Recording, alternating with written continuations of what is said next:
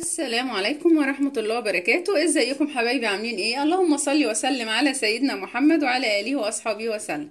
النهارده هنعمل معاكم ايه؟ هنعمل معاكم الستريبس. انا جايبه صدور فراخ زي ما انتم شايفينها اهيت، وهقطعها. وديت الخلطه بتاعته شارياها من السوبر ماركت زي ما انتم شايفين.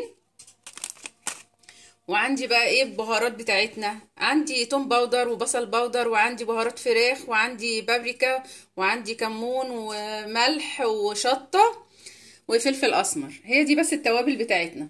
يلا بقى نقطع الستريبس بتاعنا ونوريكم هنعمل ايه. بعد ما قطعنا زي ما انتم شايفين كده، قطعنا الستريبس بتاعنا زي ما انتم شايفين كده، ولا تخينه قوي ولا رفيعه قوي، زي ما انتم شايفين كده. هجيب بقى البهارات بتاعتنا اللي احنا قلنا عليها، اللي هي الملح، فلفل اسمر، توم باودر، بصل باودر، كمون، فلفل اسمر، وشويه كاري، وشويه كركم، وشطه، وبهارات فراخ. هنزل بيها بقى على الفراخ بتاعتنا زي ما انتم شايفين كده، وهبتدي اقلبها كلها كده، واغلف الفراخ كلها بالخلطه بتاعتنا ديت. هنزل بقى بشوية زيت كده، معلقة مثلا كده، هغلفها خالص. وبعد كده زي ما انتوا شايفين كلها اتغلفت اهيت. هنزل بقى بنص كوباية مية، وهقلبها كلها كده كده، كلها هي اتغلفت اهيت. هجيب بقى ستريتش واجي جايه مغطياها وحطها في التلاجة لمدة 4-5 ساعات. او مثلا لو انت مش مستعجله عليها تعمليها بالليل وتبيتيها ليله كامله في التلاجة. فانا هحطها 4 ساعات كده لان انا لسه بدري قوي على الغدا، وهنرجع لكم تاني. هعمل بقى، حطيتها في التلاجة. هعمل بقى معاها شويه مكرونه كده، وهعمل معاها بطاطس محمره. انا جبت دلوقتي حله على النار زي ما انتم شايفين كده، وحطيت فيها حبه زيت صغيرين، وهسيبها تغلي واسقط فيها بقى ايه المكرونه بتاعتنا. بقى بتاعتنا غليت. انا عندي المكرونه اهيت، هنزل بيها. انا لقيت ان المكرونه اللي عندي خلصت، مفيش الا نص من كل شكل. وطبعا النهارده الجو مش حلو وبتشتي، فما رضيوش عيالي بقى ينزلوا يجيبوا، فقلت بقى هعمل بقى ايه الانصص اللي عندي من كل نوع حاجه. فعندي نص من ديت ونص من ديت، هما مش هيقولوا لا، يعني هيقضوا الغرض. وهسيبها بقى تغلي، وهنوريكم بقى بعد كده هنعمل نقشر بقى، نروح نقشر البطاطس ونحضرها ونرجع لكم تاني.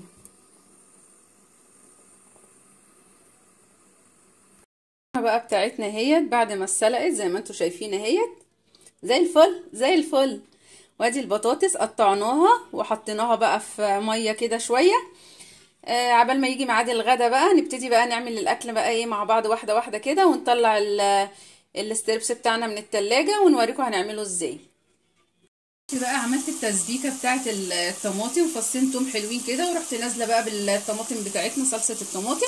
وبعد كده لما اتسبكت زي ما انتم شايفين كده، هنزل بقى بالمكرونه بتاعتنا. وكنت حاطه بقى عليها البهارات بتاعتنا، الملح، الفلفل الاسمر، الكمون، شويه شطه حلوين كده. وهبتدي بقى اقلب كده واوطي عليها النار.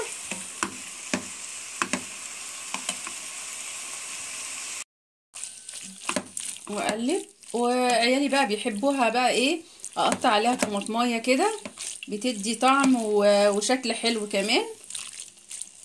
وطيت عليها النار، وهغطيها بقى شويه كده لحد ما تستوي مع بعضها. وهجيب بقى طاسه احط فيها زيت عشان نعمل بقى البطاطس والستريبس بتاعنا. يلا. وكده طلعنا الستريبس بتاعنا زي ما انتم شايفين اهو، زي الفل زي الفل. دلوقتي بقى ايه، جبنا بوله وحطينا فيها ميه ساقعه، وجبنا دقيق، بوله حطينا فيها دقيق. دي بقى فيجيتار الكريسبي اللي هو اللي انا جايباه دوت من عند السوبر ماركت. هحطه بقى على الدقيق كده، بصوا زي ما انتم شايفين كده. طبعا ده فيه كل التوابل، انا مش هحط عليه توابل، وبردك الفراخ فيها التوابل اللي انا حطيتها قدامكم. هقلب بقى كده، وهنزل بقى بالستريبس بتاعنا كده.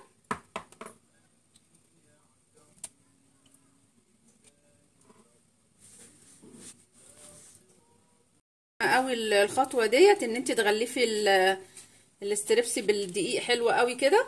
بعد كده هنزل بقى في الميه الساقعه،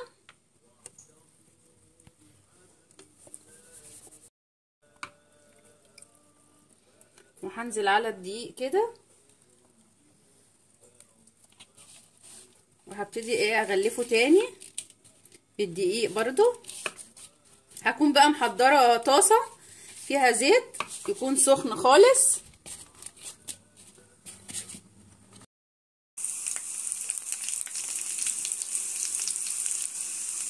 هبتدي انزل بقى في الزيت زي ما انتم شايفين كده، يكون الزيت سخن قوي.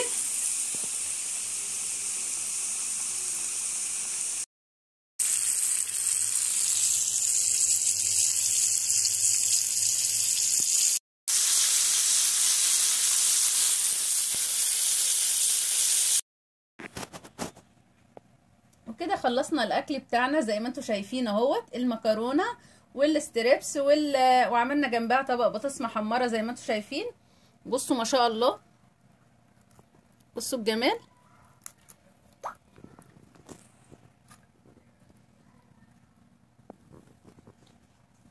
يا رب يكون الفيديو بتاعي عجبكم.